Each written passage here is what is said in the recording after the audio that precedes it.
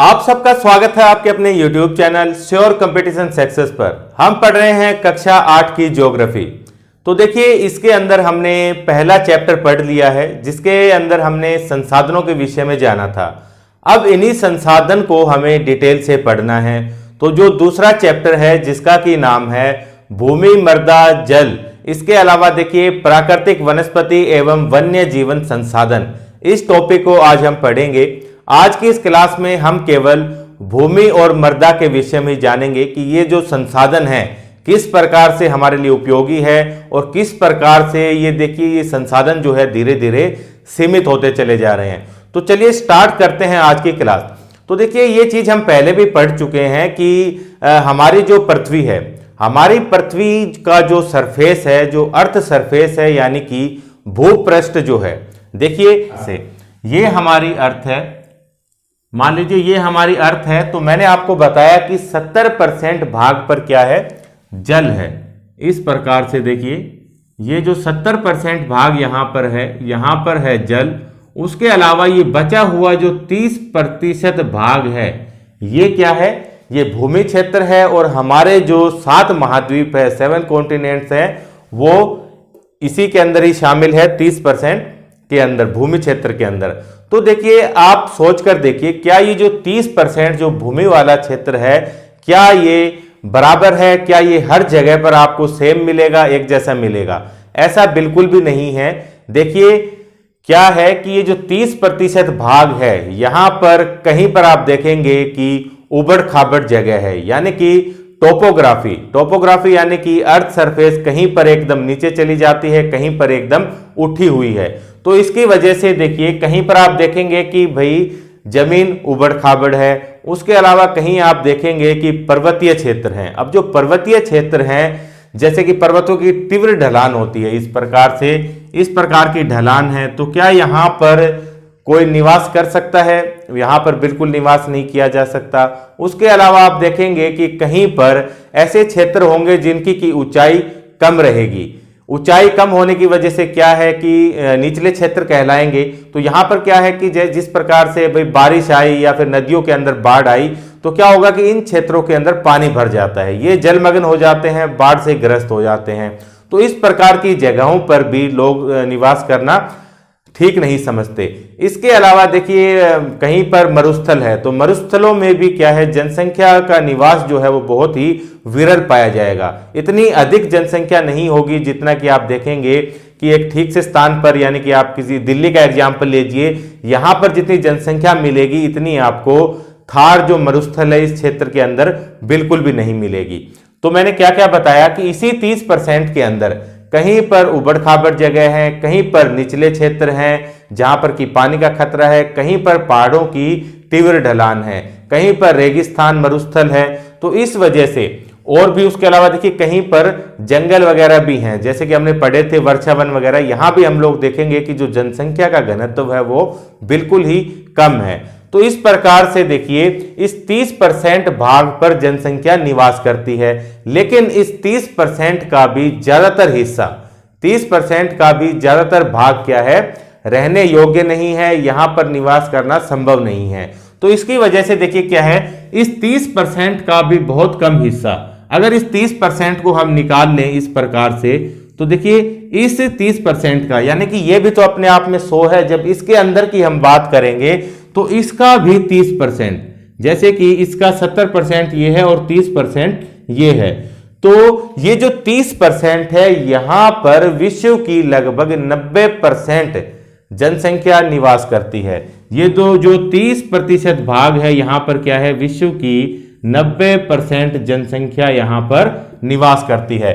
बाकी का जो बचा 70% है, यहां पर जनसंख्या जो है 10% रहेगी, काफी यानी कि विरल है, दूर दूर तक यानी कि कोई दिखाई नहीं देता, बहुत कम मात्रा के अंदर यहां पर जनसंख्या घनत्व है। यह चीज याद रखनी है, बहुत इंपॉर्टेंट लाइन है कि विश्व की 90% जनसंख्या भूमि क्षेत्र के 30% भाग पर रहती है।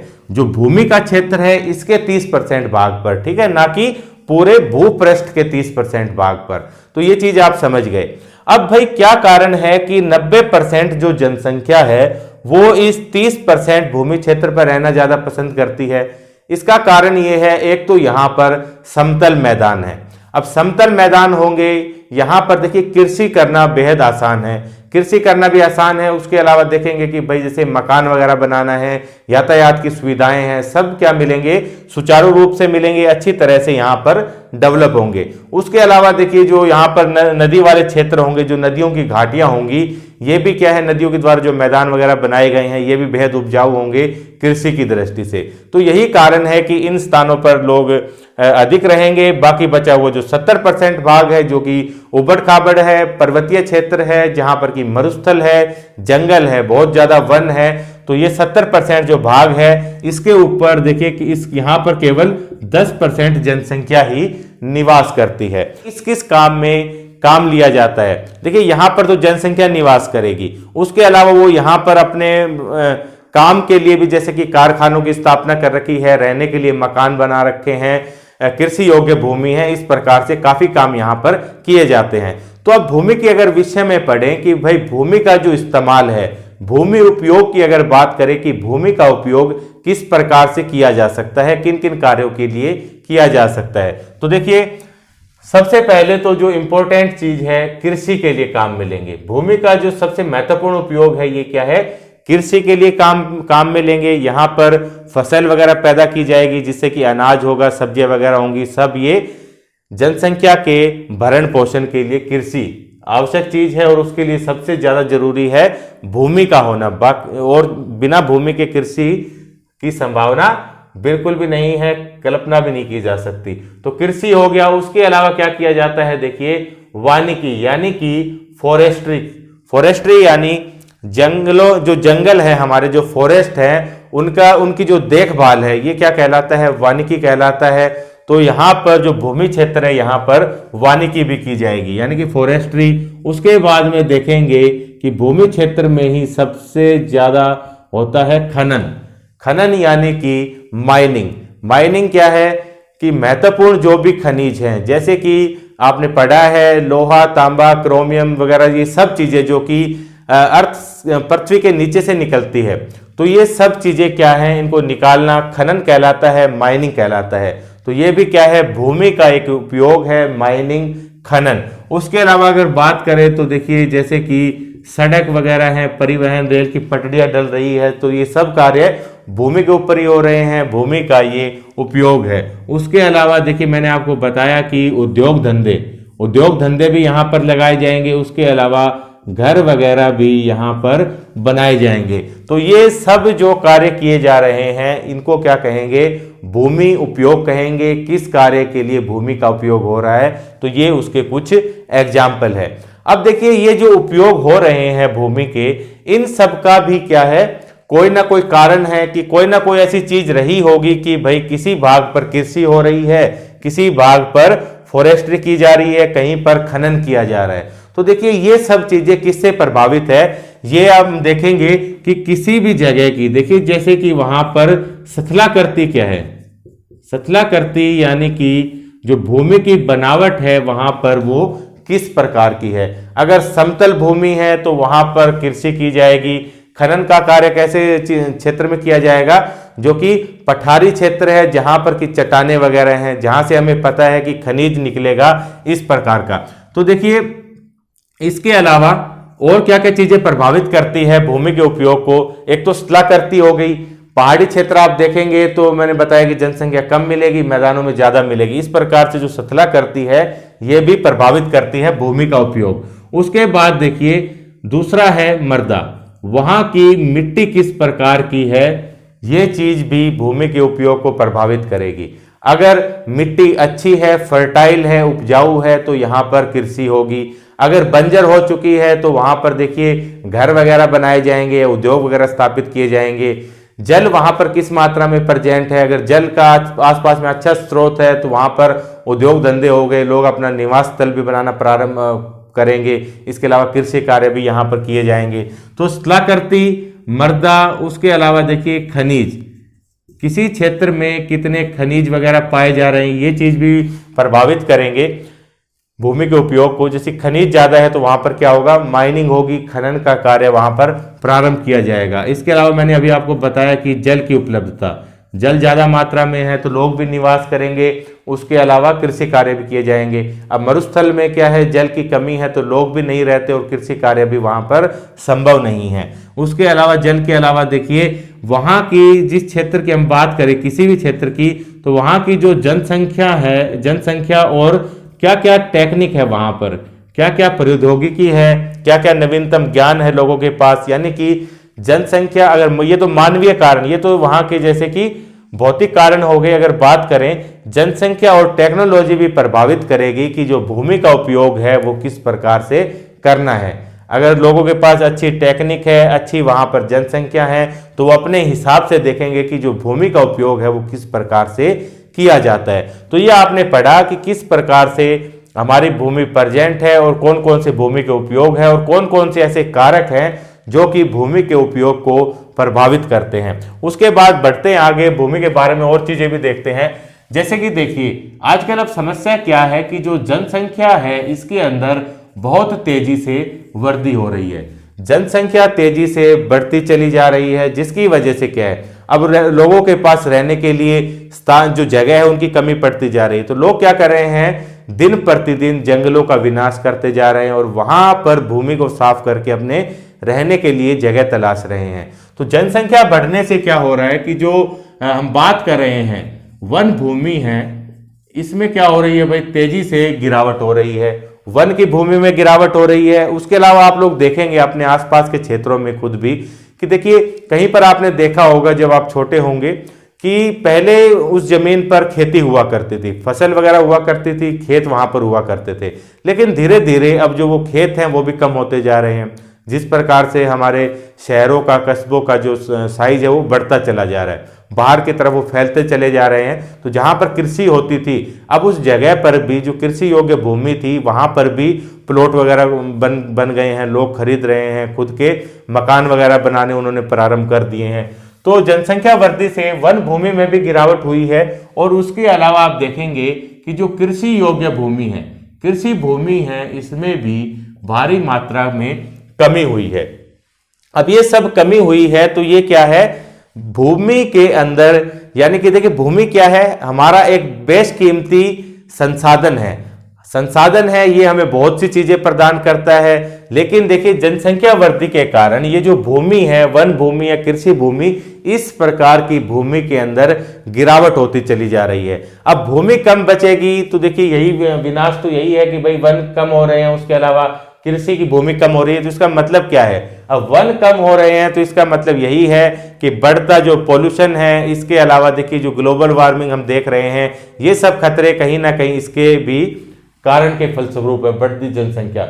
उसके अलावा देखिए कृषि की भूमि की अगर कमी होगी तो जाहिर सी बात है कि जो हमारे खाद्यान्न है, जो भी चीजें खाने के प्रोडक्ट है, इनमें भी भारी कमी आएगी। ठीक है, तो ये सब चीजें जनसंख्या वृद्धि की वजह से बढ़ रही है। और इनके अलावा देखिए ये जब सब चीजें होंगी, अब भाई कहीं पर अगर खाली जमीन है, अगर उसका किसी ने अतिक्रमण कर लिया, वहां पर घर वगैरह बन गए हैं, पक्की जमीन हो गई अब वहां, तो और इससे क्या क्या नुकसान हो सकते हैं। जैसे कि अगर कहीं पर खाली जमीन है, जिस प्रकार से वर्षा हुई, वर्षा होने के बाद वहां पर जल इकट्ठा होता है और वही जल भूमि के अंदर से रिसता हुआ नीचे पहुंच जाता है, जो कि भूमिगत जल कहलाता है।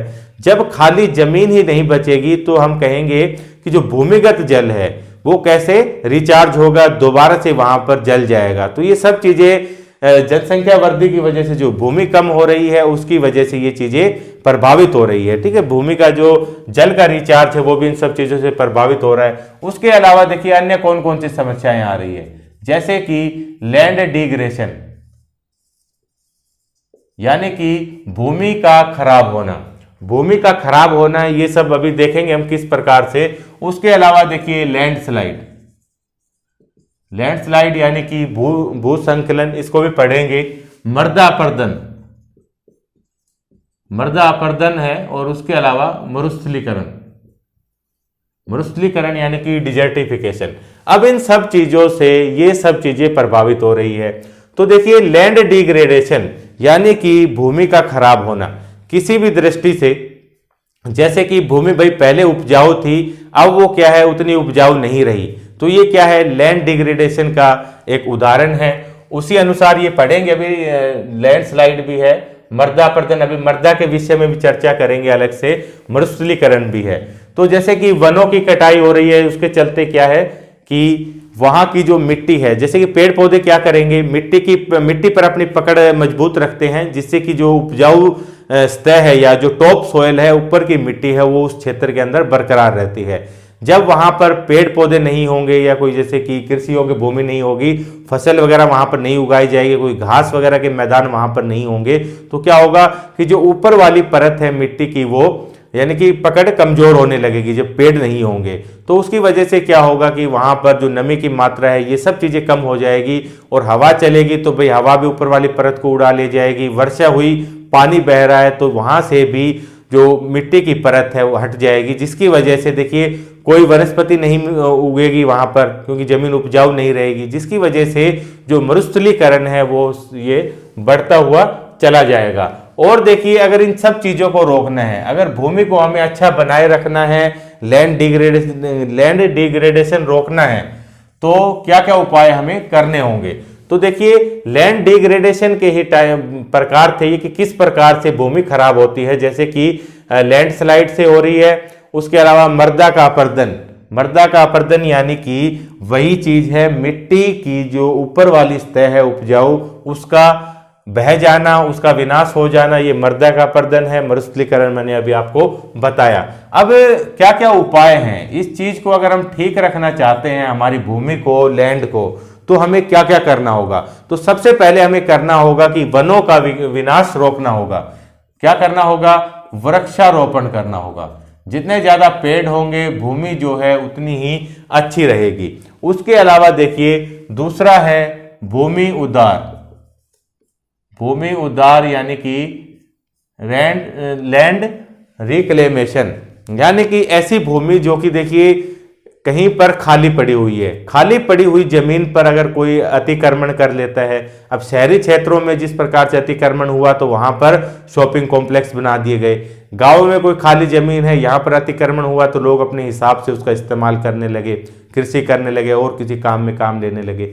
तो भूमि उदार यानी कि ऐसी भूमियां जहां पर कि किसी ने कब्जा कर रखा है, इस प्रकार की भूमियों को वापस से लेना, फिर से लेना। और यहां पर क्या करेंगे, हम लोग वन लगाएंगे, वनों को विकसित करेंगे, जिससे कि क्या होगा, जो हमारा लैंड डिग्रेडेशन है ये रुकेगा, भूमि का क्षय रुकेगा और भूमि के अंदर सुधार होगा। उसके अलावा देखिए, खेतों के अंदर क्या होता है कि किसी भी मात्रा में जो कीटनाशक हैं और जो उर्वरक है, इनका उपयोग होता है। अब कई किसानों को पता नहीं होता है कि कितनी मात्रा के अंदर कीटनाशक डालना है, उर्वरक डालना है। ये सब चीजें, जैसे कि फसल को अधिक से अधिक यानी कि पैदा करने के लिए अंधाधुंध तरीके से इन चीजों का प्रयोग किया जा रहा है, जिससे क्या होता है, इससे भी भूमि खराब होती है। तो यहां पर क्या करना है कि जो ये केमिकल्स हैं जो कि खेतों के अंदर इस्तेमाल किए जा रहे हैं, जैसे कि कीटनाशक और उर्वरक, इनका क्या करना है, इनका जो इस्तेमाल है वो रेगुलेट करना है। भाई निश्चित कर देना है कि किस फसल के अंदर कितनी मात्रा के अंदर इन चीजों का इस्तेमाल करना है। तो कीटनाशक और उर्वरक का क्या करना है, इनका रेगुलेशन करना है। रेगुलेशन के बाद देखिए, एक और चीज है अतिचारण यानी कि ओवरग्रेजिंग यानी कि पशु जो घास चरते हैं कहीं पर खुली जमीन पर, तो यहां पर अधिक चराई नहीं होनी चाहिए। अगर पशु यहां पर अधिक चराई करेंगे तो यही होगा कि जो घास है, जिसने कि मिट्टी पर अपनी पकड़ बनाई हुई है, मिट्टी को बांधे हुआ है, तो जैसे ही ये घास कम होगी वहां से, तो क्या होगा कि लैंड डिग्रेडेशन होगा। जो मिट्टी के ऊपर की परत है, टॉप सोइल है, वो बह जाएगी, हवा से उड़ जाएगी। तो लैंड ग्रेजिंग भी जो है, इसको भी कम करना चाहिए, कंट्रोल करना चाहिए, इससे ही ये रुकेगी। तो इसके अलावा देखिए, एक चीज अन्य भी है कि जो भूमि हमने पढ़ी, भूमि के बारे में अभी हमने पढ़ा, तो भूमि जो है ये दो टाइप की बताई गई है। एक तो जैसे कि आपकी भाई पर्सनल लैंड होगी, प्राइवेट लैंड, व्यक्तिगत भूमि है। उसके अलावा एक है सामुदायिक भूमि यानी कि कम्युनिटी लैंड। तो इसके अंदर क्या है कि जो प्राइवेट लैंड है, जो व्यक्तिगत भूमि है, इसके अंदर जो भूमि का स्वामित्व है वो केवल एक व्यक्ति के पास रहेगा। सामुदायिक जो भूमि है ये एक पूरे समूह के पास रहेगा। जैसे कि गांव के लोग हैं, उन्होंने इकट्ठा होकर क्या बना रखा है, गांव के बाहर किसी चौपाल का निर्माण कर रखा है, या जिस प्रकार से कोई पंचायत भवन है, ये सब क्या है, गांव की यानी कि पूरे समुदाय की पूरे समुदाय का इसके ऊपर स्वामित्व है, कोई भी इसका इस्तेमाल कर सकता है। तो इस प्रकार से ये दो प्रकार बताए गए हैं। भूमि के बारे में हमने पढ़ा कि भूमि के क्या क्या उपयोग हैं और किस कारणों से उसका उपयोग अलग अलग कारणों के लिए किया जाता है। लैंड डिग्रेडेशन पढ़ा कि जो हमारी भूमि है वो किस प्रकार से खराब होती चली जा रही है। उसके अलावा हमने उपाय भी जाने कि अगर हमने भूमि का क्षरण निम्नीकरण रोकना है, लैंड डिग्रेडेशन रोकना है, तो वृक्षारोपण करना होगा, भूमि उद्धार, कीटनाशक उर्वरक का कम उपयोग और जो ओवर ग्रेजिंग है, जो कि अधिक चराई हो रही है जिन क्षेत्रों के अंदर, उनको भी कम करना होगा। इसके बाद हम बात करेंगे अभी लैंड स्लाइड के बारे में। लैंड स्लाइड क्या है? लैंड स्लाइड पढ़ेंगे अभी। देखिए भूसंकलन, अब है हमारा टॉपिक लैंड स्लाइड। तो लैंड स्लाइड क्या है? देखिए ये मास मूवमेंट है, यानी कि एक बड़े लेवल पर एक मूवमेंट है अर्थ सरफेस का, जिसके अंदर की क्या क्या चीजें शामिल है। देखिए रॉक है यानी कि चट्टान है, डेब्रिस यानी कि बहुत सारा मलबा, उसके अलावा मिट्टी। रॉक, डेब्रिस, सोयल, चट्टान, मलबा और मिट्टी का बड़े मात्रा में यानी कि मास मोमेंट बड़े मात्रा में जब ये गति करते हुए नीचे आते हैं तो यही क्या है? लैंडस्लाइड है। और ये कहां पर मिलेगा? ये पर्वतीय क्षेत्रों पर आने वाली एक प्राकृतिक आपदा है। प्राकृतिक आपदा यानी कि नेचुरल डिजास्टर है लैंडस्लाइड। इसके अंदर समझ गए ना आप लोग भाई? जैसे रॉक यानी कि बड़े बड़े चट्टानों के टुकड़े, इस प्रकार से जैसे कि ये कहीं पर पर्वत है तो यहां से बड़े बड़े चट्टानों के टुकड़े, उसके अलावा जो भी मलबा, यहां पर कोई भी चीज है, पेड़, वनस्पति वगैरह जो भी है, उसके अलावा कोई भी मलबा जो कि इनके पत्थरों की टूट फूट से बना है, उसके अलावा देखिए मिट्टी, यहां पर जो भी मिट्टी पाई जाएगी, एकदम से क्या होगा कि कई कारण हो सकते हैं। जैसे कि लगातार अगर इस क्षेत्र पर वर्षा हो रही है, अगर लगातार यहां पर वर्षा हो रही है तो क्या होगा? लैंडस्लाइड होगा। ये जो पूरी परत आप देख रहे हैं ये अचानक से खिसकने लगेगी और नीचे की तरफ ये बढ़ेगी। लंबे समय तक बारिश, उसके अलावा भूकंप भी है, या आसपास कहीं पर ज्वालामुखी विस्फोट हो रहा है, या इस क्षेत्र के अंदर बाढ़ आ गई है, तो इन सब कारणों से क्या होगा कि लैंडस्लाइड आता है। तो अब आप लोग समझ गए हैं कि लैंडस्लाइड क्या है। और इसके अगर कारण की बात करें तो मैंने आपको बताया अभी कि भूकंप है, भूकंप से आ सकता है, बाढ़, या फिर लंबे समय तक अगर इस क्षेत्र के अंदर बारिश हो रही है, तो इन सब कारणों से लैंडस्लाइड हो सकता है और एक प्राकृतिक आपदा है। तो इसके अलावा देखिए लैंडस्लाइड से अब क्या होगा? यहां पर पहाड़ों की तलहटी पर, यहां पर जिस प्रकार से कोई मकान बने हुए हैं, भाई ऊपर भी बने रहते हैं इस प्रकार से मकान, तो ये सब क्या होगा? जब ये भूसंकलन के द्वारा ये सारा जो मलबा जब नीचे आएगा तो ये मकान वगैरह है ये ढह जाएंगे, जिससे कि भारी मात्रा में जन धन की हानि होगी। तो ये सब कारण होंगे। उसके अलावा देखिए अगर सपोज कीजिए यही पर्वत है और इसी के समीप से ही कोई नदी बह रही है, यहां से इस प्रकार से यहां से कोई नदी बहती है, तो जब ये मलबा यहां पर नीचे आएगा तो ये क्या करेगा? यहां पर गिर जाएगा, जिसकी वजह से नदी का मार्ग जो है वह अवरुद्ध हो जाएगा। अवरुद्ध होने की वजह से इस क्षेत्र के अंदर देखिए पूरा जो क्षेत्र है ये सारा जलमग्न हो जाएगा। जलमग्न होने के बाद यहाँ पर जो भी घर है या कोई भी चीजें हैं उन सब का क्या होगा? यहाँ पर भारी क्षति का सामना करना होगा। आसपास कोई गांव है तो गांव का गांव डूब जाएगा।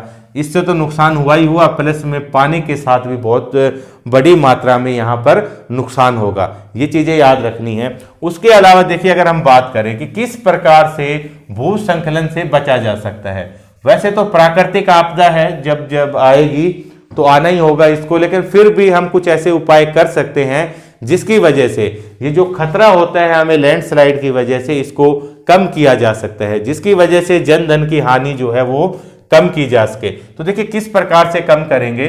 उपाय की अगर बात करें तो पहला है हजार्ड मैपिंग, यानी कि भाई कितना नुकसान है हो सकता है, इस आधार पर क्या करेंगे हम किसी भी क्षेत्र का मानचित्र तैयार करेंगे। देखिए जो लैंडस्लाइड है पर्वतीय क्षेत्रों में आता है, आप आमतौर पर न्यूज वगैरह में सुनते होंगे, पढ़ते होंगे, देखते होंगे कि देखिए जैसे कि हिमाचल प्रदेश है, उत्तराखंड है, तो यहाँ पर क्या है, अब जैसे बारिश का सीजन जब होता है, जब मानसून का सीजन रहेगा तो उस समय में लैंडस्लाइड बहुत अधिक आते हैं। काफी समय तक देखिए यहाँ पर लंबे समय से जैसे कि वर्षा हो रही होती है, वर्षा की वजह से जब पानी बहना प्रारंभ होता है तो पानी बहता हुआ देखिए मिट्टी का कटाव करता है, उसकी वजह से वहां पर जो भी चट्टाने वगैरह है उनकी पकड़ यानी कि कम हो जाती है और सारी क्या है पानी के साथ ही एकदम से लुढ़कती हुई नीचे की तरफ आती है। तो यही भूसंकलन था। तो हैजार्ड मैपिंग में हम लोग क्या करेंगे, जो भी पर्वतीय क्षेत्र है यानी कि जहां पर लैंडस्लाइड का खतरा ज्यादा बना रहता है, यहां पर हम लोग क्या करेंगे, यहां पर देखना होगा कि कौन कौन से ऐसे क्षेत्र हैं जो कि भूसंकलन से ज्यादा प्रभावित है, जहां पर कि ज्यादा मात्रा में भूसंकलन होता है या फिर कहीं पर भूसंकलन होने की अधिक संभावना है। तो इस प्रकार का हम एक मैप तैयार करेंगे और उससे क्या होगा कि लोगों को सचेत किया जाएगा कि भाई यहां पर रहने के लिए अपने यानी कि आवास वगैरह ना बनाएं और उसके अलावा यहां पर किसी भी प्रकार की दुकानें हैं या कोई छोटा मोटा कारोबार है वो यहां पर उद्योग धंधे वगैरह स्थापित ना किया जाए। तो हैजार्ड मैपिंग में क्या किया, पता लगाया किन क्षेत्रों में ज्यादा खतरा है, वहां पर क्या करेंगे, रहेंगे नहीं। तो ये काम हैजार्ड मैपिंग में होगा। उसके अलावा देखिए दूसरा है रिटेंशन वॉल। रिटेंशन वॉल यानी कि प्रतिधारी दीवार। इसके अंदर क्या किया जाएगा कि जो पर्वतीय क्षेत्र है जो कि देखिए इस प्रकार से, जैसे कि ये कोई पहाड़ी है तो आपने देखा होगा, ये भी जब आप घूमने गए होंगे पर्वतीय क्षेत्रों में, तो पहाड़ी जैसे हम चलते हैं रोड पर, सड़क पर जिस प्रकार से हम चलते हैं तो हमने देखा होगा कि इस प्रकार से बड़ी बड़ी चट्टानों के टुकड़े और इस प्रकार से वायरिंग वगैरह भी की होती है उनके ऊपर, ठीक है, तार वगैरह भी लगे होते हैं ताकि वो जो चट्टानों के पत्थरों के टुकड़े हैं वो अपने स्थान से खिसके ना। अगर वो खिसकेंगे, जैसे ही वो अपनी जगह छोड़ेंगे तो ऊपर के पत्थर भी अपनी जगह छोड़ना प्रारंभ कर देंगे, जिसकी वजह से क्या होगा, लैंडस्लाइड आ जाएगा। अगर ये रिटेंशन वॉल प्रतिधारी दीवार हम बना देते हैं तो इस चीज से भी हम लैंडस्लाइड का जो खतरा है, लैंडस्लाइड का जो खतरा है उससे होने वाला जो नुकसान है उसको कम किया जा सकता है। इसके अलावा सबसे महत्वपूर्ण अगर बात की जाए तो वन क्षेत्र में वर्दी, वन में वृद्धि करेंगे। जब अधिक से अधिक वन लगाए जाएंगे, जब पर्वतीय क्षेत्रों में अधिक से अधिक वन लगाए जाएंगे तो क्या होगा कि ये जो वन है इनकी जड़ें, वन की जड़ें जब नीचे जाएंगी तो ये क्या करेंगी, मिट्टी को, चट्टानों को, इस प्रकार के टुकड़ों को बांध कर रखेगी, जिसकी वजह से क्या होगा कि लैंडस्लाइड का खतरा उतना ही कम होगा जितनी अधिक मात्रा में यहां पर पेड़ पौधे लगाए जाएंगे। तो वनों की संख्या में वृद्धि के द्वारा भी इसको रोका जा सकता है। उसके अलावा जल की निकासी, जल की निकासी, अभी हमने देखा था कि जब लैंडस्लाइड आता है तो पास के क्षेत्र से अगर कोई नदी बह रही है तो यहां पर अगर मलबा गिर जाता है, चट्टानों के बड़े बड़े टुकड़े यहां पर गिरते हैं तो उसकी वजह से क्या होता है कि पानी अवरुद्ध हो गया। पानी अवरुद्ध होने की वजह से काफी नुकसान होता है, आसपास के क्षेत्रों में बाढ़ आ जाती है। तो इसकी भरपाई के लिए हम लोग क्या करेंगे कि देखिए जल की निकासी का उचित प्रबंध करेंगे। जल की निकासी का पता होना चाहिए कि भाई इसके अलावा और दूसरे रूट कौन कौन से हो सकते हैं जहां से कि वाटर को डाइवर्ट किया जा सकता है और दिशा बदली जा सकती है। उसके अलावा जब वर्षा होगी तो यहाँ पर बहुत अधिक मात्रा में यहाँ से पानी आएगा, तो इनकी निकासी का भी प्रबंध होना चाहिए कि ये पानी जो है इकट्ठा ना हो, लगातार निकलता रहे। ऊपर के क्षेत्रों में भी, पर्वत में भी कोई जगह है तो यहाँ पर भी इकट्ठा ना हो। इकट्ठा होने के बाद क्या है, बहुत ज्यादा दबाव बनाएगा और एकदम से चट्टानों वगैरह को तोड़ता हुआ डायरेक्ट वो नीचे की तरफ आएगा। तो यहाँ पर भी समुचित इंतजाम होना चाहिए कि किस प्रकार से पानी की निकासी करनी है। तो इन सब प्रयोगों को करके हम लोग क्या कर सकते हैं, जो लैंडस्लाइड से होने वाले जो भी नुकसान है उनसे हम लोग बच सकते हैं। उसके बाद देखिए अब हम बात करेंगे मिट्टी के बारे में। तो मिट्टी की अगर बात की जाए, मृदा की बात की जाए, सोइल की बात की जाए, तो ये क्या चीज है सोइल। तो देखिए अब हम पढ़ेंगे मृदा के बारे में। तो मृदा क्या है, देखिए चट्टानों के अपघटन के फलस्वरूप, जब चट्टानों के विषय में हमने पढ़ा था तो मैंने आपको बताया था कि चट्टान जो है इनका अपक्षय अपर्दन होता रहता है। अपक्षय यानी कि वेदरिंग की बात कर रहे हैं। कहीं पर चट्टान है, ये मान लीजिए चट्टान का टुकड़ा है, अब इस चट्टान पर क्या है, वेदरिंग होगी, यानी कि ऐसे कारक इसके ऊपर काम करेंगे जिसकी वजह से ये चट्टान जो है इसका टूटना फूटना प्रारंभ हो जाएगा। कई कारण हो सकते हैं, देखिए जैसे कि टेम्परेचर है, टेम्परेचर यानी कि तापमान अधिक है कम है, इन सब चीजों से क्या होगा, चट्टानों की टूट फूट प्रभावित होती है। उसके अलावा फ्रोस्ट है, यानी कि बहुत ज्यादा ठंड, पाला पाला यानी कि ठंड है ज्यादा, बहुत ज्यादा ठंड ये भी प्रभावित करेगी। उसके अलावा वनस्पति वगैरह क्या है, मानव जनित कारण भी है, पशु जनित कारण भी है, जीव जंतु भी क्या करते हैं, चट्टानों की टूट फूट के लिए जिम्मेदार हैं। जिस प्रकार से कोई जानवर यहाँ पर घूम रहे हैं तो जानवर के क्या खुर होते हैं काफी मजबूत, तो ये भी क्या करते रहते हैं, चट्टानों की धीरे धीरे तोड़फोड़ करते रहते हैं। अब इन चट्टानों से क्या हुआ कि चट्टानों की टूट फूट से जो महीम कण बने, छोटे छोटे जो बिल्कुल बारीक कण बने, अब ये जो कण हो गए, इसके अलावा देखिए आसपास के कहीं भी कोई वनस्पति है, जैसे कोई पेड़ पौधा है, उससे पत्तियां नीचे गिर रही है, जैसे कि ये कोई पेड़ है तो इसकी पत्तियां नीचे गिर रही है, उसके बाद वो सूख गई, उसके बाद ये क्या हुआ, ये पत्ती जो है पूरी तरह से खत्म हो गई। ऑर्गेनिक मैटर था, जैविक ये पदार्थ था जो कि क्या हुआ, इन्हीं चट्टानों के कणों के अंदर मिल गया। वनस्पति भी हो सकती है, कोई जीव जंतु भी हो सकते हैं। उसके अलावा चट्टानें जो है वो अनेक प्रकार के खनिजों से भी मिलकर बनी है। तो यहां पर देखिए क्या क्या चीज निकल के आपके सामने आई कि देखिए यहां पर विभिन्न पदार्थ हैं, जैसे कि भाई एक तो मूल चट्टान, मूल चट्टान यानी कि जो मेन चट्टान थी, मिट्टी क्या है, मूल चट्टान के पदार्थों से प्लस में यहां पर आप देख रहे हैं जो जैविक पदार्थ है, जैविक पदार्थ, ये सब क्या कर रहे हैं, मिट्टी का निर्माण कर रहे हैं।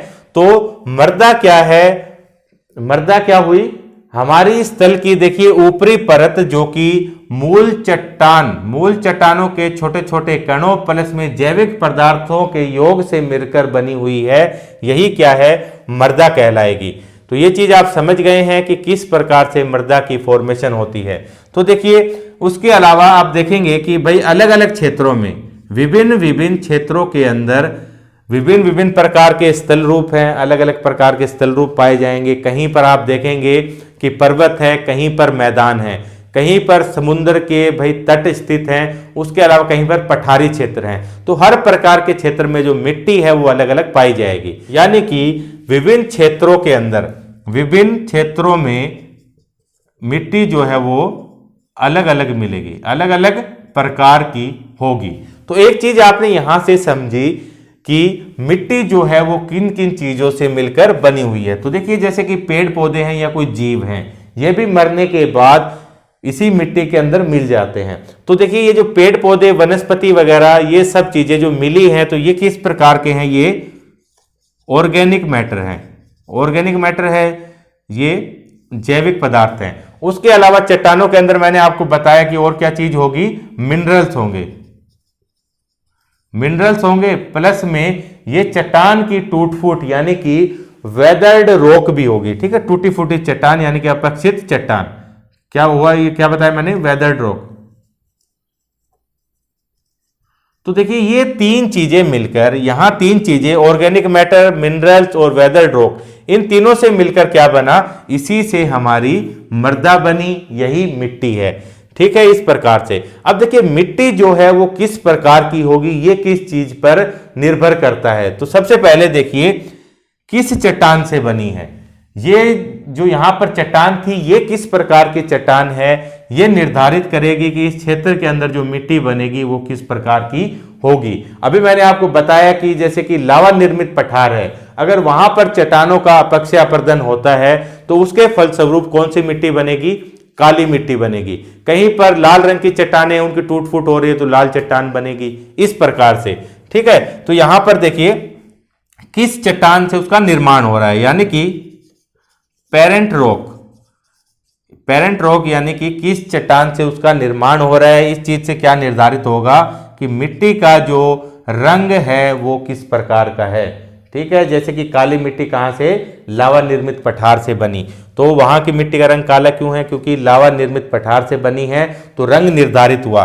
उसके अलावा कौन कौन से मिनरल्स यानी कि खनिज तत्व उसके अंदर पाए जाएंगे, ये सब चीजें पेरेंट्स रॉक से ही पता चलती है। ठीक है, उसके अलावा देखिए क्लाइमेट, क्लाइमेट जो है वहां का मौसम क्या करेगा भाई, मिट्टी बनने की गति को निर्धारित करेगा। ये क्या करेगा, गति बताएगा कि बहुत ज्यादा मात्रा में बनेगी या कम मात्रा में बनेगी। अब जो मिट्टी बनने का प्रोसेस है ये बहुत धीमा प्रोसेस है, सैकड़ों हजारों वर्ष लग जाते हैं मिट्टी बनने में। 1 इंच मिट्टी की परत बनने के अंदर कई 100 साल लग जाते हैं। ठीक है, जैसे कि ये भूमि है, तो यहाँ पर अगर 1 इंच की ऊंचाई तक मिट्टी बनती है तो इसको कई 100 साल लगते हैं इसको बनने में। तो यहां पर देखिए क्लाइमेट क्या करेगा, मिट्टी बनने की गति का निर्धारण करेगा कि तेज होगी या कम होगी। अगर यहां पर देखिए, यहां पर टेम्परेचर कैसा है भाई, मरुस्थलीय क्षेत्र है, दिन में टेम्परेचर बहुत ज्यादा हो गया, रात में टेम्परेचर बहुत ज्यादा कम हो जाएगा। तो इस प्रकार से चट्टान जो है गर्म होकर बार बार फैलेगी, ठंडी होकर सिकुड़ेगी। तो यहां पर क्या होगा कि मिट्टी बनने की जो गति है वो बहुत ज्यादा होगी। ठीक है, इसी प्रकार से अन्य कारक भी हैं। तो ये यहां पर क्लाइमेट की बात हुई। उसके बाद देखिए organic material. Organic material, organic material यानी कि जिस क्षेत्र के अंदर मिट्टी का निर्माण हो रहा है, यहां पर किस प्रकार की वनस्पति है, कितनी मात्रा में है वनस्पति, उसके अलावा जीव जंतु भी कितनी मात्रा में है। जब ये सब चीजें पेड़ पौधे जैसे खत्म हुए, जीव जंतु मरे, तो ये सब चीजें मिट्टी के अंदर ही मिक्स हो जाती है। तो यही तो क्या है, ऑर्गेनिक मटेरियल है। ऑर्गेनिक मटेरियल इसी को कहेंगे। और ये अभी मैंने आपको बताया कि ऑर्गेनिक मटेरियल प्लस में मिनरल, ये दोनों चीजें मिलकर क्या बनाती हैं, मिट्टी को फर्टाइल बनाती है, उपजाऊ बनाती है। कौन सी मिट्टी कितनी उपजाऊ है, ये इन चीजों से ही पता चलेगा कि कितना उसमें ऑर्गेनिक मटेरियल है, कितने मिनरल्स है।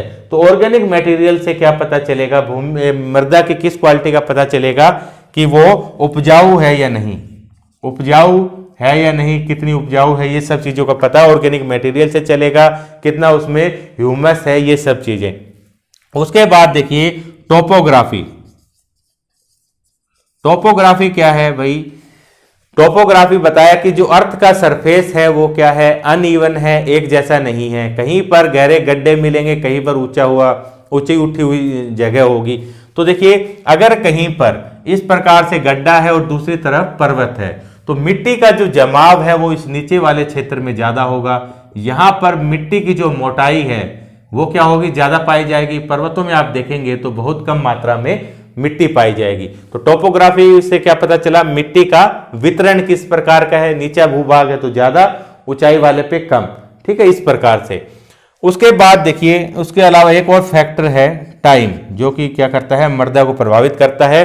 समय, समय से क्या पता चलेगा, मोटाई पता चलेगी कि मिट्टी की परत की जो मोटाई है वो कितनी है। यहां पर मैंने आपको बताया कि ये सरफेस है, तो यहां पर देखिए अगर समय कम है तो भाई कम मोटी परत मिलेगी, समय ज्यादा हो गया है तो अधिक मोटी परत मिलेगी। इस प्रकार से सोयल की, मिट्टी की, टॉप सोयल की।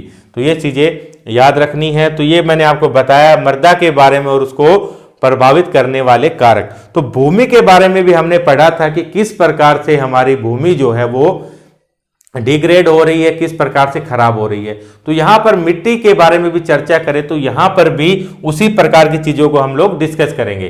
तो देखिए अगर बात करें, अब कुछ एग्जाम्पल भी आप लोग अभी ध्यान रख ले, जब हम मिट्टियों के बारे में पढ़ेंगे तो डिटेल से पढ़ेंगे कि कौन सी मिट्टी, किस प्रकार की मिट्टी भारत में कहां पाई जाती है, ये सब चीजें हम लोग जानने वाले हैं। तो एग्जाम्पल के तौर पर आप कुछ चीजें नोट कर ले, जैसे कि जलोढ़ मिट्टी। जलोढ़ मिट्टी एलुवियल सॉइल है। काली मिट्टी, ये मिट्टी के प्रकार बता रहा हूं मैं आपको कुछ। लाल मिट्टी है, लैटराइट, लैटराइट है। उसके अलावा देखिए पर्वतीय मिट्टी अलग हो गई, मरुस्थलीय मिट्टी जो है वो अलग है। पर्वतीय मिट्टी, मरुस्थलीय मिट्टी, जलोढ़, काली, लाल और लैटराइट, ये कुछ एग्जाम्पल है, अभी याद रखेंगे, डिटेल से हम लोग आगे पढ़ने वाले हैं इन चीजों को। उसके बाद देखिए अब अगर हम बात करें निम्नीकरण की, निम्नीकरण यानी कि डिग्रेडेशन को ही बोलते हैं। तो बात करें निम्नीकरण, निम्नीकरण यानी कि वही डिग्रेडेशन, कि किस प्रकार से हमारी जो मिट्टी है वो खराब हो रही है, जो उपजाऊ मिट्टी है किस प्रकार से उसका क्षय हो रहा है। तो ये सब चीजें पढ़ेंगे। तो देखिए जैसे कि अगर इसकी बात की जाए कैसे खराब हो रही है, तो सबसे पहला जो कारण है वनों की कटाई। वनों की कटाई यानी कि डिफोरेस्टेशन। डिफोरेस्टेशन, जंगलों की कटाई, वनों की कटाई। तो देखिए जंगल लगाना तो क्या होता है भाई, एफोरेस्टेशन, और जंगलों की कटाई है तो डिफोरेस्टेशन। तो यहां पर मैंने आपको बताया कि डिफोरेस्टेशन कारण यही है कि जिस प्रकार से जंगलों में कटाई होगी तो यही सब चीजें हैं बार बार आ रही है कि जैसे पेड़ है तो जड़ों ने क्या कर रखा है, जो मिट्टी की उपजाऊ परत है ऊपर वाली उसको बांधे हुए रखा है। जब पेड़ों की कटाई हो जाएगी तो ये जो मिट्टी की परत है ये ढीली होनी प्रारंभ हो जाएगी, जिसकी वजह से हवा चलेगी, ऊपर की परत उठ जाएगी, पानी आएगा वो बहा कर ले जाएगा, जिसकी वजह से क्या हो रहा है, निम्नीकरण हो रहा है मृदा का। ठीक है, तो ये वनों की कटाई। उसके बाद ओवरग्रेजिंग, ओवरग्रेजिंग यानी कि अधिचारण, पशु वहां पर अधिक चराई कर रहे हैं, तो यही कारण होगा कि जड़ें खत्म हो जाएगी, जिसकी वजह से ये सब कारण होंगे जो कि हम पहले भी डिस्कस कर चुके हैं। ठीक है, इससे क्या करना होगा, ओवरग्रेजिंग को रोकना होगा। उसके अलावा सेम वही कारण है रासायनिक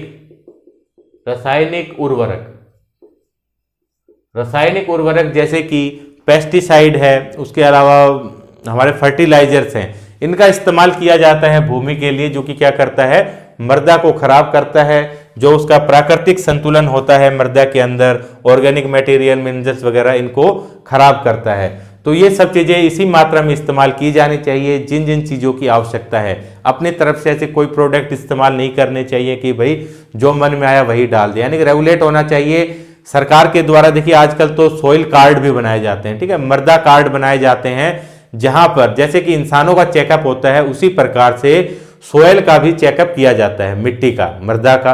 तो उसके अंदर देखा जाता है कि कौन कौन से तत्व जो है कितनी मात्रा में प्रेजेंट है, भाई कौन सा मिनरल इसके अंदर कम है, तो उससे हमें पता चलता है कि ये वाला मिनरल कम है, तो उसी प्रकार का मिनरल ही मिट्टी में डाला जाता है।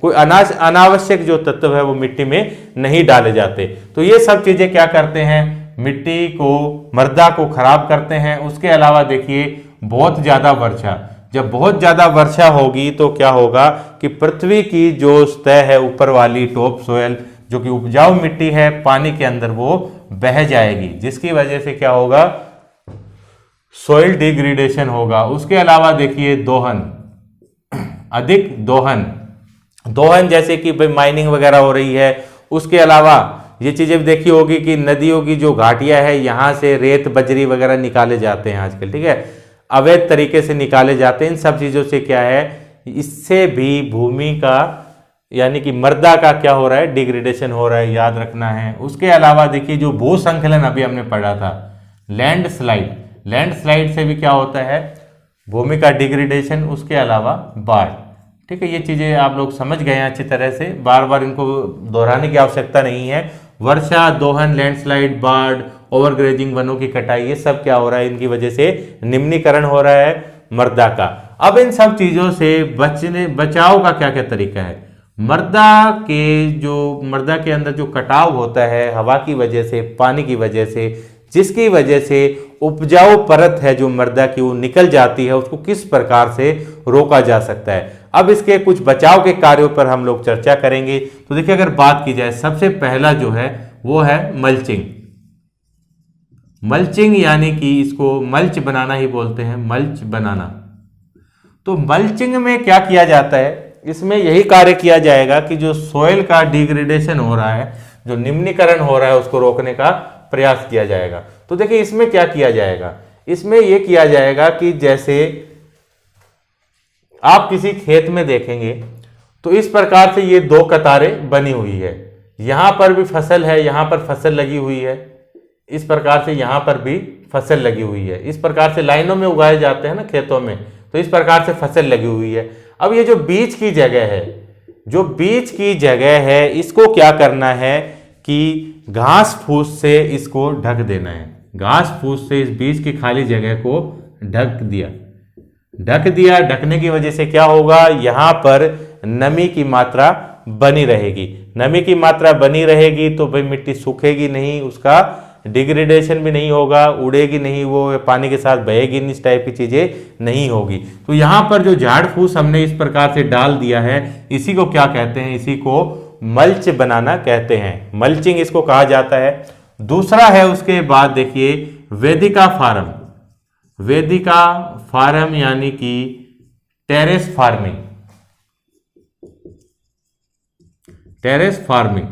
फार्मिंग हम लोग पहले भी पढ़ चुके हैं। ये जो पर्वतीय क्षेत्र है वहां पर किए जाएंगे। इसके अंदर क्या किया जाता है कि देखिए तीव्र ढलानें होती है ना जो पहाड़ों के ऊपर, तो उनको समतल कर दिया जाता है, समतल करके सीढ़ी नुमा एक स्ट्रक्चर बना दी जाती है। इसी को क्या कहते हैं, इसी को टेरेस फार्मिंग, वेदिका फार्मिंग कहा जाता है। जैसे आप पर्वतीय क्षेत्रों में माउंटेन एरिया में घूमने के लिए गए हों तो इस प्रकार से, जैसे ये देखा होगा पर्वतों में इस प्रकार से, तो यहाँ पर जैसे कि जमीन को समतल कर लिया, यहाँ पर कृषि हो रही है, उसके बाद इस एरिया को समतल कर लिया इस प्रकार से, यहाँ कृषि, इस प्रकार से यहाँ कृषि की जा रही है। देखेंगे आप ये सीढ़ी नुमा स्ट्रक्चर है, इसको वेदिका फार्म कहा जाता है। तो इससे भी क्या होगा कि देखिए अगर तीव्र ढलान है, पहाड़ों की तीव्र ढलान है, अगर यहाँ पर वर्षा होती है, अगर वर्षा हुई इस प्रकार से खेती नहीं की जा रही है तो पानी बहुत तेज गति से यहाँ से बहता हुआ इस प्रकार से आएगा। जब तेज गति से आएगा तो मिट्टी की जो उपजाऊ परत है ऊपर वाली उसको भी साथ में बहा कर ले जाएगा। अब यहाँ पर क्या होगा कि वर्षा हुई, पानी इस प्रकार से आया तो ये जो समतल जगह है यहाँ पर पानी रुक जाएगा। पानी रुक गया, उसके बाद पानी धीरे धीरे फिर से आगे बढ़ेगा, यहाँ से यहाँ पर रुकेगा, इस प्रकार से यहाँ पर रुकेगा। तो उसकी वजह से क्या होगा, जब पानी यहाँ पर रुकेगा तो देखिए मिट्टी तो क्या है भाई, भारी भारी कण होंगे ना, वजन में भारी होंगे, तो पानी के नीचे ही बैठ जाएंगे, उसके बाद खाली पानी यहाँ से निकलेगा। तो इस प्रकार से ये था टेरेस फार्मिंग का, बताया मैंने आपको किस प्रकार से मिट्टी के कटाव को ये रोकता है। उसके बाद देखिए समोच्च रेखीय जुताई, इसको क्या कहते हैं, कंटोर इसको कहा जाता है, कंटोर प्लोइंग। इसमें भी क्या है कि भाई पानी के बहने की जो दिशा है ना, उसके दूसरी दिशा के अंदर जुताई करनी चाहिए। जुताई यानी कि ट्रैक्टरों के माध्यम से जब करते हैं खेतों की जुताई फसल को उगाने से पहले, तो देखिए इसी प्रकार से इसमें यहाँ पे एग्जाम्पल में समझिए, जैसे कि ये वेदिका फार्म है। अब यहाँ पर जब ये समतल जगह बना दी गई, यहाँ पर अब क्या करना है, फसल उगाने के लिए जुताई करनी है। तो आपको पता है कि जो पर्वतों से जो पानी आ रहा है वो ऊपर से नीचे की तरफ आ रहा है, इस प्रकार से आएगा पानी ऊपर से। तो यहां पर हमें क्या करना होगा कि जो जुताई करनी है खेत की वो इस प्रकार से करनी है, इस प्रकार से जुताई होगी। अब जुताई के अंदर यही तो होता है कि भाई एक तरफ से तो मिट्टी उठी हुई, उसके बाद ये गड्ढा रहेगा, फिर मिट्टी उठी हुई, फिर यहाँ पर गड्ढा, तो इस प्रकार की ये स्ट्रक्चर यहाँ पर बन जाएगी। इस प्रकार से जुताई करेंगे अगर पानी ऐसे आ रहा है। तो ये करने से क्या होगा कि पानी जो है वो तेज बहेगा नहीं। जब पानी इस प्रकार से आएगा तो यहाँ पर इन गड्ढों के अंदर पानी रुक जाएगा यहाँ पर, ठीक है। तो इसकी वजह से क्या होगा कि मिट्टी का जो कटाव है वो बिल्कुल नहीं हो पाएगा। जो थोड़ा बहुत हुआ भी है तो वो मिट्टी वहीं की वहीं रह जाएगी। मिट्टी की जो उर्वरकता है वो सब चीजें वैसे की वैसी बनी रहेगी। उसके बाद देखिए है रक्षक मेखला। रक्षक मेखला यानी कि शेल्टर बेल्ट इसको कहा जाता है। शेल्टर बेल्ट में क्या किया जाएगा, जैसे कि देखिए कोई खेत है, जब आप लोग ट्रेवल कर रहे हो कहीं, आपने देखा होगा कहीं, जैसे कि खासकर पंजाब वाले क्षेत्र में आप लोग जब ट्रेवल करें बस से या ट्रेन से, तो खेतों के अंदर आपने देखा होगा, वैसे कहीं भी देख सकते हैं। तो देखिए इस प्रकार से ये खेत है, कोई खेत है, इसके चारों तरफ आपने देखा होगा कि वनों की एक कतार बनी हुई रहती है, यानी कि वन रहेंगे, वृक्ष बड़े बड़े एक ही लाइन में, ठीक है। इस प्रकार से ये पेड़ हैं, एक ही लाइन में इस प्रकार से उगाए जाते हैं चारों तरफ, इस प्रकार से, कहीं पर सफेदे के या कोई अन्य पेड़ भी, तो चारों तरफ इस प्रकार से पेड़ उगा दिए जाते हैं। यही क्या है, इसी को ही शेल्टर बेल्ट कहा जाता है।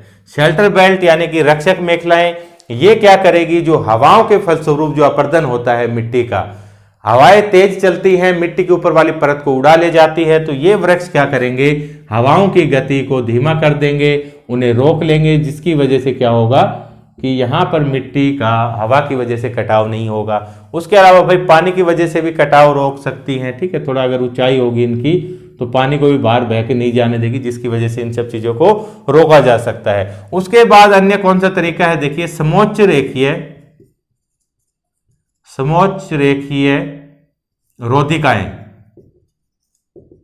इसको क्या कहते हैं, कंटोर, यही जो हमने पढ़ा था ना, कंटोर बैरियर इसको कहा जाता है, कंटोर बैरियर। इसमें भी क्या है, यानी कि मेड बनाई जाती है, चारों तरफ हम मेड बनाएंगे। जैसे कि ये कोई खेत है, ठीक है, यहां पर तो क्या है, ये रक्षक मेखलाएं हैं, यहां पर पेड़ लगा दिए गए हैं बड़े बड़े, जो कि कटाव को रोक रहे हैं। अब इसी खेत में भाई पेड़ नहीं लगे हुए हैं, यहां पर क्या किया गया है, कंटोर बैरियर की गई है। यहां पर जैसे कि देखिए पत्थरों के टुकड़े लगा दिए गए, उसके अलावा भाई घास फूस है, इस प्रकार की चीजें डालकर चारों तरफ मेड़बंदी कर दी गई। तो इससे क्या होगा कि पानी की वजह से मिट्टी का कटाव नहीं होगा। ठीक है, ये चीज याद रखनी है। उसके बाद है चट्टान बांध। चट्टान बांध यानी कि रॉक डैम। रॉक डैम में भी यही है, सेम इसी प्रकार का खेत। और यहां पर क्या किया जाएगा कि खेत के चारों तरफ जैसे देखेंगे यहां पर बड़ी बड़ी चट्टानों के पत्थरों के पीस इस प्रकार से लगा दिए जाएंगे, जिससे क्या होगा कि पानी जब बहुत मात्रा में वर्षा होगी, यहाँ पर पानी इकट्ठा होगा, तो चट्टानों के बीच में जो छोटे छोटे छेद होंगे वहां से पानी बहकर धीरे धीरे निकल जाएगा और उसकी वजह से जो मिट्टी के जो कण है, जो उपजाऊ पोषक मिट्टी है, वो वहीं पर रह जाएगी। उसके अलावा है एक देखिए इंटरक्रॉपिंग। इंटरक्रॉपिंग यानी कि बीज की फसल उगाना। बीज की फसल यानी कि बीच बीच में। तो इसमें क्या है, ये हमारा खेत है, यहां पर कृषि की जाएगी किस तरीके से, देखिए इस प्रकार से जुताई कर दी। ठीक है, कई जुताई कर दी है, यहां पर कई पार्ट बन गए। तो यहां पर क्या है कि जो पहली वाली रो है, इस प्रकार जो पहली लाइन है, यहां पर क्या किया गया, कोई दूसरी फसल यहां पर उगाई जाएगी, कोई अलग फसल रहेगी। जैसे कि मान लीजिए यहां पर है गेहूं की फसल है, गेहूं की फसल यहां पर हो गई। और दूसरी जो लाइन है मान लीजिए कुछ भी गेहूं के अलावा कोई और चीज उगाएंगे यहां पर। ठीक है, जैसे कि कोई सब्जी ले लीजिए, कोई भाई गोभी उगा दी है, साथ में गोभी है। इसी प्रकार इस लाइन में फिर से गेहूं, कहीं पर गोभी, इस प्रकार से अल्टरनेट करके दो भी हो सकती हैं। बहुत प्रकार की फसलें भी हैं, भाई गेहूं उगा लो, कहीं पर टमाटर, कहीं पर गोभी, उसी के अंदर कुछ भी। कहने का मतलब इस प्रकार से अल्टरनेट रो पर अलग अलग प्रकार की चीजें उगाई जाएंगी। अब क्या होगा, आमतौर पर जो सिंपल खेती होती है उसके अंदर क्या है, पूरी के अंदर गेहूं लगा हुआ है। जब गेहूं की कटाई का मौसम आएगा तो पूरे का पूरा गेहूं एक साथ काट लिया जाता है, अगली फसल के लिए इंतजार किया जाता है। जब तक इंतजार करते हैं वो जो खेत है वैसे का वैसा पड़ा रहता है। तो उसकी वजह से एक तो भाई नमी चली जाती है, मिट्टी की नमी चली जाती है। उससे क्या होगा कि जो भी जीव, जो माइक्रो ऑर्गेनिज्म भी तो रहते हैं मिट्टी के अंदर, जो कि उपजाऊ बनाते हैं, उनमें भी कमी आती है। हवाएं मिट्टी को उड़ा ले जाती है, वर्षा हुई वो बह गया मिट्टी की ऊपर वाली परत। तो इन सब चीजों से क्या हो रहा है कि मिट्टी का डिग्रेडेशन होता है, मृदा का। अब क्या करेंगे, फसल जब ऐसे उगा दी हमने, तो भाई जब गेहूं की पकाई का मौसम हो गया, जब गेहूं पक चुका है, तो क्या करेंगे, गेहूं को यहां से हटा लिया जाएगा। गेहूं यहां से हट गया, उसके बाद देखेंगे कि गोभी अभी तैयार नहीं हुई। गोभी तो खैर मैंने वैसे एग्जाम्पल ले लिया, गोभी तो बहुत जल्दी बन जाती है। कोई और फसल का एग्जाम्पल ले लो, जैसे कोई मक्का ले लिया, तो गेहूं हट गया, मक्का अभी तैयार नहीं है, उसको छोड़ दिया। उसके बाद गेहूं को हटा लिया, ये टमाटर छोड़ दिए, इस प्रकार से। तो इसका कहने का मतलब ये हुआ कि जो खेत है, जो हमारा फील्ड है, वो एकदम से खाली नहीं होगा। यहां पर कोई ना कोई चीज है जो कि ऑक्यूपाई करके रखेगी इसको, जिसकी वजह से नमी भी बनी रहेगी और मिट्टी का जो कटाव है वो भी बचा रहेगा। तो इस प्रकार से हमने सीखा कि मृदा क्या चीज है, कैसे बनी, कौन कौन से कारक थे और किस प्रकार से जो मृदा है उसका डिग्रेडेशन होता है, निम्नीकरण होता है और किस प्रकार से उसको रोका जा सकता है। तो आज का ये हमारा टॉपिक था। उम्मीद है आप लोगों को अच्छे से समझ आ गया होगा। तो थैंक यू फ्रेंड्स, मिलेंगे नेक्स्ट क्लास में जल्दी ही। लेकिन आप लोग चैनल को जरूर से सब्सक्राइब करें, अपने दोस्तों के साथ जरूर से शेयर करें।